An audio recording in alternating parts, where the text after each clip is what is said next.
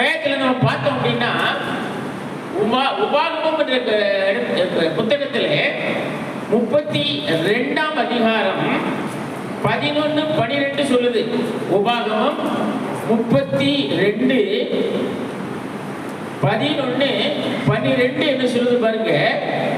கழுகு தன் கூட்டை கலைத்து தன் குஞ்சுகளின் மேல் அசைவாடி தன் செட்டைகளை விரித்து அவைகளை எடுத்து அவைகளை தன் செட்டைகளின் மேல் சுமந்து கொண்டு போகிறது போல கர்த்தர் ஒருவரே அவனை வழி நடத்தினார். அந்நிய தேவன் அவரோடு இருந்ததில்லை.